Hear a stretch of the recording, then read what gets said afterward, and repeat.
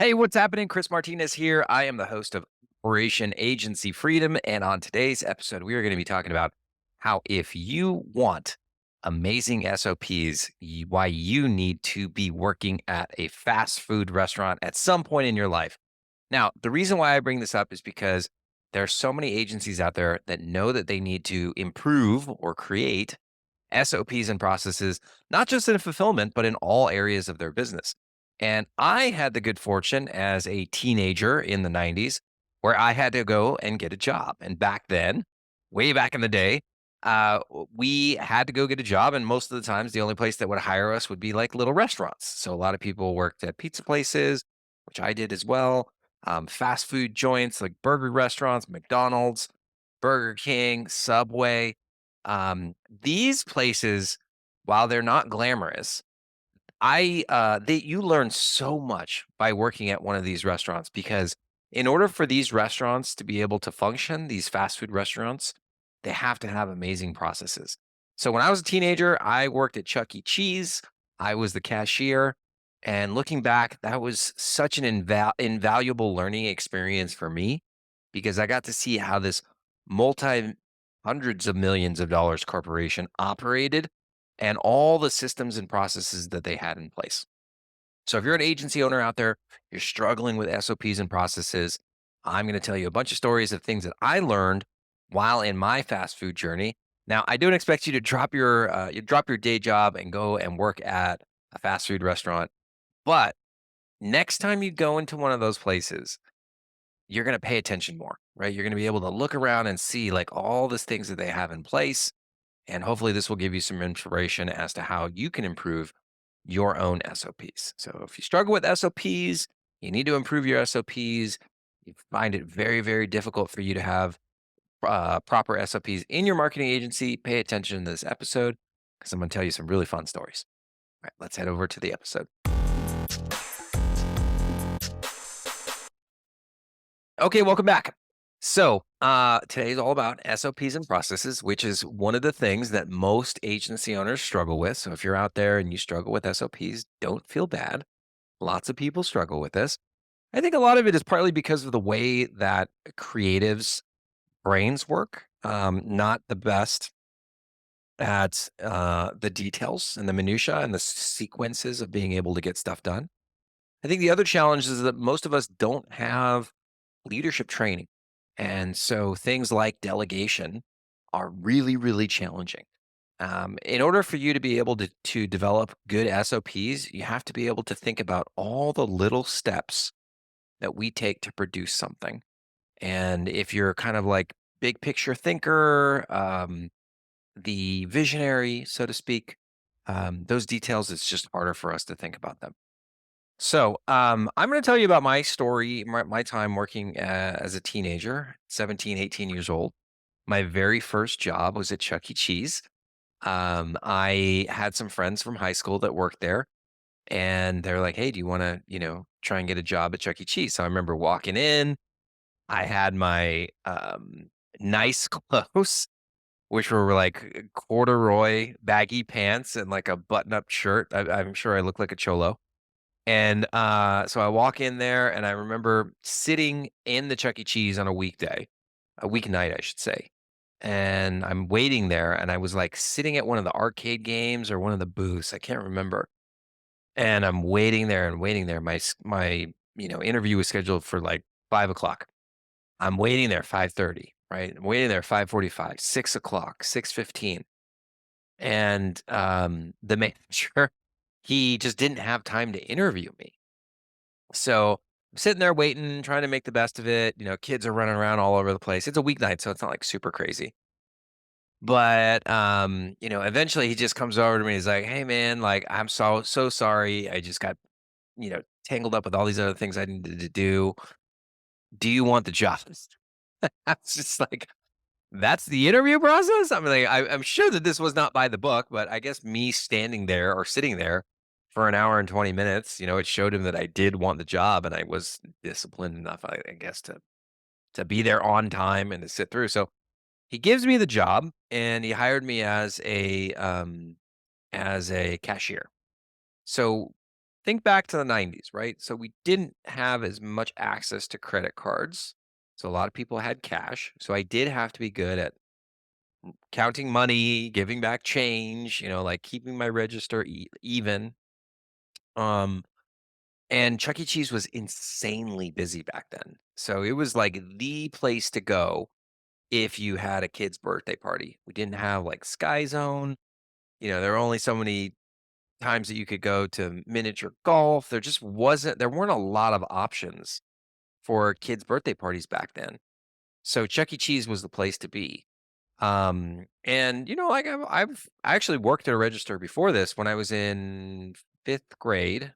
I worked the register at the cafeteria at my elementary school. So, I mean, it's crazy. They trusted this little 11-year-old with all the money coming through from all the people buying school lunches. So that was my cashier experience. But I was always a fast learner and I've been always pretty good at math. So I think this is pretty easy for me.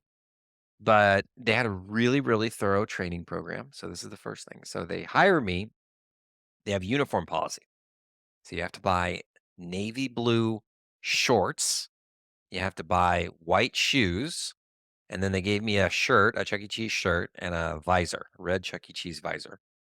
And that was my uniform. So, and you had to have white socks. So white shoes, white socks, blue, navy shorts that you have to buy on your own. So that's the first policy is the uniform policy that they had in place. So you show up, you do your training. I believe there was like a manual that I had to read. There were some videos that I had to watch. They had like a side room that you would go into and watch these training videos. And that training took maybe like 2 days, maybe 2 days. Now keep in mind I was getting paid for that training. But back then Chuck E. Cheese had a policy, or I think it was California state law, that for the first 90 days, they could pay you less than the actual minimum wage. So I think minimum wage back then was $5.15 an hour. And I think I was making $4.64 an hour for the first 90 days. So we look back at that and that's like nothing. Like you can't even buy McDonald's for $5. Um, and like this is before taxes. So it was 464 before taxes. So like clearly not a lot of money. Anyways, so I'm going through their training program and within 2 days, it's time for me to learn how to do the register. So they put me on a shift and they started me and it was a slower shift, probably weeknight or something like that. Tuesdays were pretty slow, so I show up on a Tuesday and I'm working the register and they did have the screen, right? So you would have to press the buttons to put in all the menu items. But I mean, it was overwhelming at first. And then when you have people that are coming to the register, they don't want to wait forever. They don't want some kid who doesn't know how to work the register. They want to be able to order their food, have their order come out correctly, and they're charged correctly. So like I remember struggling. Like I was really, really struggling the first couple days. And I didn't really have anybody who was shadowing me, so to speak. There was a girl from my high school. I remember she was there to like kind of train me. Um, but then she would get busy, and so she would have to go do other things. So then I would be left on my own for at least like 15, 20 minutes, having to try and figure out how to run the register. And but it didn't take me long. Within a couple days, I was able to figure out what all the buttons did and like how to add something, how to take something off. I remember like I really struggled with pizza. Like if you buy the Supreme pizza, it comes with a certain number of items, right? Like bell peppers and olives and onions and pepperoni and da da da da. Well, some people would come up, of course, they'd be like, I want the Supreme pizza, but I don't want onions. So I'd have to figure out how do you go in there and take off the onions. And for the first couple days, I was just like, screw it. Like they're getting onions. I don't care what they say. They'll just fix it in the back. But a couple days later, I was able to figure it out. And I was pretty good. I was one of the lead cashiers, I think. My registers were always even. Um, and what was amazing about Chuck E. Cheese was the amount of cash that was going through that place. So I've told this story before, I think, on another podcast. But if you never heard it before, just this will be kind of exciting for you. So underneath our drawer, right? So we had our cash register here. There was a screen, and there was a drawer that would open You can give people change and stuff like that. Underneath that was a little box. It was like the size of a shoebox, basically. It was made out of wood, and they had a slit in the front of the door. And only the managers had the key to the door to open the little box. And so every time we would have $100 bills or we would have a ton of 20s, right? Because your register is supposed to be at $100 at all time. Like when you check in, there's $100 in the register. When you check out, there's $100 in the register. So because people were paying in cash, there would be so much cash that we would have to drop down into the box. They would literally, I think it was literally called, drop it down. So we would have to take the cash out, put it in this little box. And so on a busy day, like a Friday afternoon, Saturdays, Sundays, there was 5 registers, right? We all had the same setup. Busy day, we would have to be dropping our money down, and the manager would have to come by and clean out that box because it was so full of cash. You literally could not stuff more money into that box. I remember looking down and there would be $100 bills like peeking out the door, the little slot of that box. It's like, man, this place is making millions of dollars. So the managers would have to come and empty out that box 3 times an hour, 3 times an hour on a weekend, right? It was crazy. So that place was printing money. They also ran a ton of direct mail, actually, when I think back to it. They had a ton of direct mail and a ton of newspaper coupons. So they would run coupons all the time for like a family special. It would be like extra large pizza, breadsticks, 4 sodas, and $20 in tokens. And it would be like, $35 or something like that. And it was a very, very popular order. So we would always get tons of people coming in with these coupons. Um, so little by little, and some of that is unbeknownst to me, I'm starting to recognize all these processes that they had in place. Now, me being a friendly teenager, I started to make friends with the people that were in the kitchen. Now, the cooks, um, mainly they were Hispanic. I don't know why, but they were mainly Hispanic. And there were some kids that were also working in the kitchen, also Hispanic. And so I became friends with them, and we would like shoot the shit, whatever. And they started to teach me how they did their job. And this is where I really started to learn about SOPs and processes. So whenever I would plug in an order to the machine, like for the pizza and the breadsticks or whatever, it would spit out a ticket in the kitchen. And now, when they would get that ticket, they would look at it and it would say large supreme pizza, right? Now, in my mind, you just make the pizza, right? You just grab a handful of cheese, you throw it on there, or actually it would be sauce, throw some sauce on there, grab some cheese, throw the cheese on there, and then get the ingredients, put it on, throw it in the oven, right? Not a Chuck E. Cheese. They had a chart, and this chart would say a large supreme pizza gets mushrooms, pepperoni, bell pepper, da da da da da. But the chart would say how much weight of food went onto that pizza. So it was basically like a grid, and it would say, an extra large gets, let's just say, 6 ounces of pepperonis. So the cooks would grab the pepperonis, they would put them in the little um, scale, then it would go onto the pizza. And they would do that for every single one of those ingredients. And management was so adamant about them following those rules. They could not break the rules. And actually, if you wanted extra pepperonis, it would say extra pepperonis get this much weight on the pizza, right? So it was very, very detailed. And this was a system and process that they used uh, for all the food. Everything had to be weighed. Now, back then, I thought, oh, this is kind of extreme, whatever. Um, but it was very, very interesting. And what I learned later on, or what I realized later on, is that this is how Chuck E. Cheese was able to control their food costs because food is perishable, obviously. Um, Very little food went to waste there. They would make the dough in the morning. They knew approximately how many pizzas they were going to sell, so they would have the dough already pre-made for the entire day. Anything that wasn't repurposed, They would put it in the fridge. They would mark it so that the next day that they would use that dough first. Same with the vegetables, everything. They were so unbelievably efficient, and they've had very little waste. Now, what did this mean for Chuck E. Cheese? So obviously, they were not taking their millions and millions of dollars that they were making and investing it back in knucklehead teenagers like myself. They were using that money to invest in managers who would keep that machine running efficiently.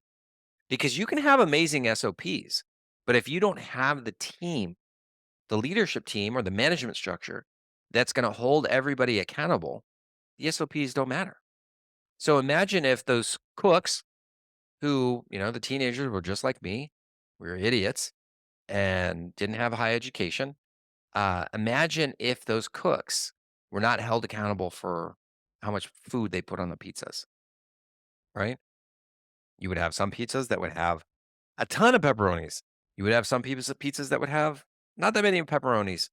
And sometimes the pizzas would cost you $15 to make. Sometimes the pizzas would cost you $7 to make, right? It would be all over the place. And then what happens? Then you have unhappy customers. And then the unhappy customers tell people. And then those customers don't come back. And now you have this cycle of decline where the company is not doing very well. So what Chuck E. Cheese realized is that if they can create great SOPs and create really, really consistent efficiency and control their cost of goods, then they can use those funds, that profit, to reinvest back into amazing people. The guy that was the general manager of that store, he actually went to law school. So he told me how he got the job because I was like, I think his name was Bill. Like, Bill, like, why are you working here? He was like 27 years old, which at the time I was 17, so he seemed like so much older than me. I was like, Bill, like, why are you working here? He's like, oh, I went to law school and then I realized I didn't want to be a lawyer. So I went to this job fair. Vividly remember him saying this. And he's like, I went to this job fair and he said there was this really hot chick who was working at this booth for Chuck E. Cheese recruiting employees and or managers. And so, I went over there. She calls me over and he's like, I went over there and I started talking to her. And so they start, I agree to do the interview process. And they started out giving him all these crazy logic tests because they wanted to see his IQ and basically like emotional intelligence as well, and just the way that his mind worked. He said that the amount of tests that he had to take in that interview process was like crazy. This is to manage a pizza restaurant, right? So keep in mind that if you're running a digital marketing agency and where your projects are way more complicated and you're not doing a lot of testing, think about this. Pizza restaurants are putting their managers through logic tests, and you running a digital marketing agency are not really doing that much to vet your future leaders. Something to probably change, right? So, anyways, I digress. So, getting back to Bill, so he goes through all these tests. He gets hired on as an assistant manager at the Chuck E. Cheese. And I think they started him out at like 45,000, which today's dollars is like 90,000 or something like that. So it's good money, good money in 1997. Um, Eventually he's there. He's working at the shop or the pizza place for 2 years. Um, and he gets the promotion to general manager. And then he told me that he was making 70,000 in 1997, which, it's about 150,000 by today's dollars, plus bonuses. They would send him on trips. They would give him all this stuff, right? And he's 27 years old, making that much money, managing a Chuck E. Cheese. And on top of that, he had four other assistant managers that he was overseeing. Each of those were making like $45,000 a year. So they had a really pretty well paid management team, considering that it was Chuck E. Cheese. And those people were in charge of making sure that all those SOPs that Chuck E. Cheese had created, that they got implemented and followed, and holding people accountable. So I've talked to lots of other people who worked at other fast food places. One of my friends actually worked at Del Taco, uh, Del Taco or Taco Bell, I can't remember. And he's like said the same thing. He's like, I learned so much about SOPs from working at the fast food restaurant because those types of businesses do not work unless you have great SOPs and you have good managers, great managers, I would say, to hold people accountable. So if you're struggling with your own SOPs, go to a fast food place, sit there for a couple hours and pay close attention to the kitchen. Pay close attention to the way that the orders get plugged in, to the way that the teams are working in the back, to the way that the kitchen is structured, right? Actually, another good one is watch the movie about the guy about Ray Kroc who didn't start McDonald's but made McDonald's what it is today. They had the speedy system back in the day. The movie's called The Founder. Watch that movie. Another really good way that you can look at how restaurants operate and the SOPs behind them. So if you go to the fast food restaurant, you sit there for an hour or two and just watch how it works. Ideally, go to one that's in a little bit nicer neighborhood because I know in like worse neighborhoods, it typically don't have the best follow through with SOPs and like keeping things clean. Look at the checklist that they've created. Look at the way that the staff interacts with each other, the efficiency, how quickly they're able to get product out to their clients, how quickly the clients get their food. If there's a complaint, how do they follow that, file that complaint? If there's a refund, look at that process, right? And start taking notes because there are a lot of things that you'll pick up by watching these types of organizations operate. So that's my advice for you today. Because if you didn't have this experience like I did as a teenager, most likely you're not going to quit your day job and go work at Chuck E. Cheese. Although, if you can, I highly recommend doing it at least for a couple months. But just go to a fast food place and watch what goes on. I promise you, you will learn something and it will help you to run your agency more effectively. So, that's my talk for today. Hope you enjoyed my story, and hope I see you on the next episode. Hey, thank you for listening. And if you enjoyed this episode, it would mean so much to me if you would subscribe to the podcast and also share it with friends, family, and basically anyone you know who will find the same value in this episode as you do. So, to get the latest from me, then let's connect on social media on the Facebooks at facebook.com/dude agency or Instagram at dudeagency.io. Then you can also find us on LinkedIn, YouTube, and even TikTok. Yes, I'm that cool. We are on TikTok. Finally, go to our website at dudeagency.io where you can see all of our other episodes of Operation Agency Freedom. Register for live trainings on how to run a highly profitable agency, and you can see exactly how we help marketing agencies fix their operations and scale to 8 figures and beyond. Thanks again for listening, and I will see you next time.